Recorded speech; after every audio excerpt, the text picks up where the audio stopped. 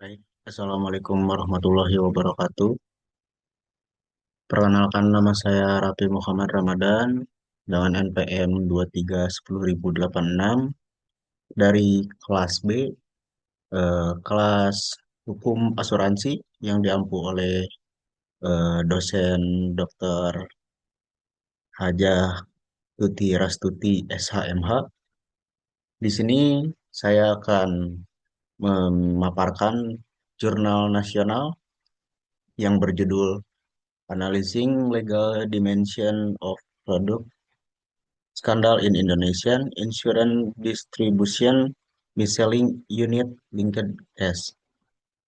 Nah, di sini terdapat eh,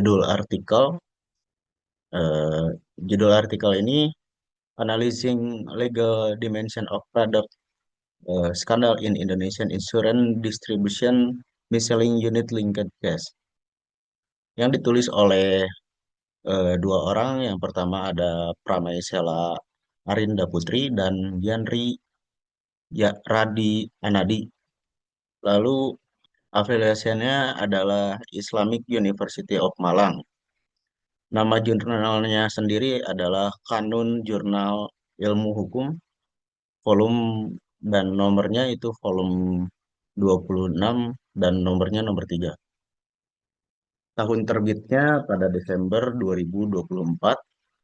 Di Sintanya sendiri di peringkat terindeks Sinta 2. Lalu di sini terdapat isu hukum utama. Ya, di isu hukum utama ini berfokus pada praktik mis-selling dalam produk asuransi berbasis investasi atau unit link ID yang dilakukan oleh agen asuransi di Indonesia serta implikasinya terhadap perlindungan konsumen dan kepatuhan terhadap hukum yang berlaku. Praktik mis-selling terjadi ketika agen asuransi menjual produk yang tidak sesuai dengan kebutuhan nasabah atau memberikan informasi yang tidak akurat, tidak lengkap, atau menyesatkan mengenai produk asuransi. Nah, hal ini menjadi persoalan hukum serius karena bertentangan dengan ketentuan dalam Undang-Undang Nomor 40 Tahun 2014 tentang perasuransian, khususnya pasal 75 yang mewajibkan agen untuk memberikan informasi yang benar, jujur, dan transparan kepada calon pemegang polis. Lalu di sini lanjut ke dalam kerangka teori. Nah, kerangka teori dalam penelitian ini berfokus pada prinsip-prinsip dasar hukum asuransi, khususnya asas utmost good faith. Utmost good faith adalah itikat baik yang mengharuskan adanya kejujuran dan keterbukaan antara para pihak dan dalam perjanjian asuransi. Nah, selain itu juga teori perjanjian digunakan untuk menilai keabsahan kesepakatan antara agen dan nasabah, terutama terkait dengan kesesuaian informasi yang diberikan. Konsep perlindungan konsumen juga menjadi landasan penting dalam menilai sejauh mana hak-hak nasabah terlindungi dalam praktik industri asuransi. Nah, di sini terdapat metode penelitian. Penelitian ini menggunakan metode penelitian hukum normatif atau yuridis normatif, yaitu metode yang berfokus pada analisis terhadap norma-norma hukum yang berlaku. Pendekatan ini dilakukan dengan cara menelaah peraturan perundang-undangan, konsep hukum, serta prinsip-prinsip hukum yang relevan dengan permasalahan yang diteliti, yaitu praktik mis-selling dalam asuransi. Nah, dalam penelitian ini digunakan dua pendekatan utama, yaitu pendekatan perundang-undangan atau statute approach dan pendekatan konseptual, conceptual approach. Pendekatan perundang-undangan dilakukan dengan menganalisis berbagai regulasi terkait, seperti Undang-Undang Nomor 40 Tahun 2014 tentang pengasuransian, khususnya pada pasal 75, serta regulasi OJK, Otoritas Jasa Keuangan seperti SEOJK Nomor 5 garing SEOJK Nomor 5 garing 2022.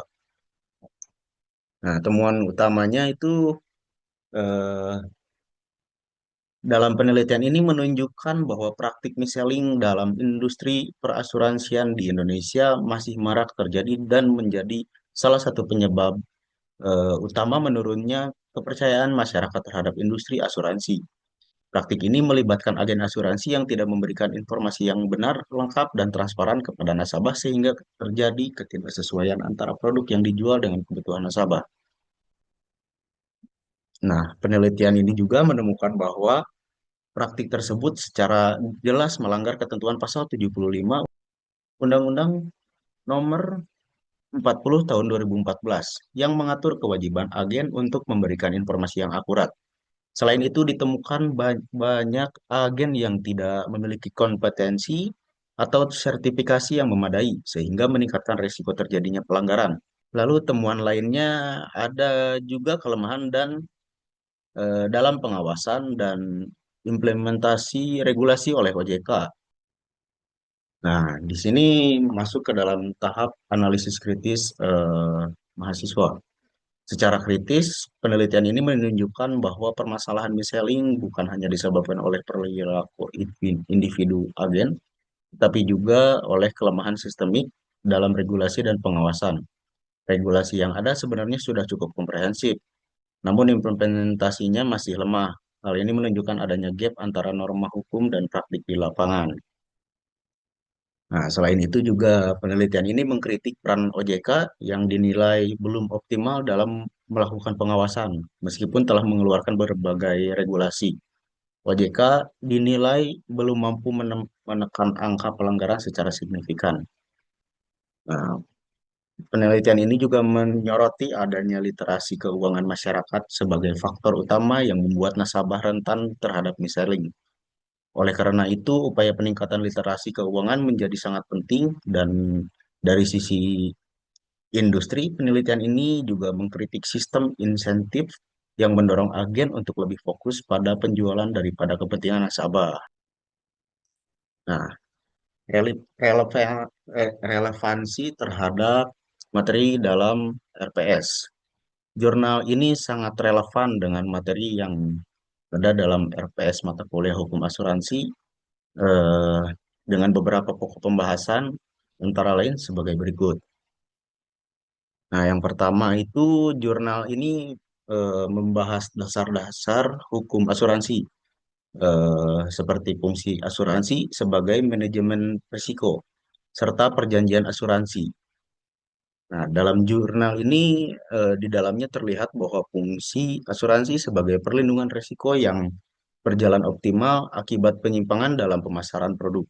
Selain itu, praktik mis-selling menunjukkan adanya cacat dalam pembentukan perjanjian asuransi karena persetujuan nasabah tidak didasarkan pada informasi yang benar, sehingga bertentangan dengan konsep perjanjian yang sah dan prinsip dasar hukum asuransi. Nah, selanjutnya, di jurnal ini juga membahas mengenai prinsip-prinsip asuransi dan tanggung jawab para pihak, khususnya prinsip utmost good faith atau itikat baik. Eh, Agen asuransi dalam kasus ini tidak menjalankan kewajiban untuk memberikan informasi yang jujur dan transparan, sehingga melanggar hukum dan merugikan nasabah. Hal ini juga berkaitan dengan tanggung jawab agen dan perusahaan asuransi atau prinsipal, di mana perusahaan tetap harus bertanggung jawab atas tindakan agen yang mewakilinya. Nah, kesimpulannya secara keseluruhan, penelitian ini adalah bahwa praktik mis-selling dalam produk asuransi unit link merupakan permasalahan yang cukup serius, yang pastinya melanggar hukum dan merugikan konsumen. Meskipun telah terdapat regulasi yang mengatur seperti Undang-Undang Nomor 40 Tahun 2014 dan OJK Nomor 5 Tahun 2022, dalam prakteknya atau dalam implementasinya masih belum efektif. Untuk mengatasi permasalahan ini diperlukan upaya terpadu dari berbagai pihak termasuk pemerintah, OJK, industri asuransi, dan masyarakat. Langkah-langkah yang perlu dilakukan antara lain peningkatan pengawasan, reformasi regulasi, peningkatan kompetensi agen, serta edukasi terhadap masyarakat. Nah, dengan demikian diharapkan industri asuransi di Indonesia dapat menjadi lebih transparan, akuntabel, dan mampu memberikan perlindungan yang optimal bagi konsumen. Selebihnya dari saya itu cukup. Mohon maaf Apabila terdapat kesalahan, terima kasih. Assalamualaikum warahmatullahi wabarakatuh.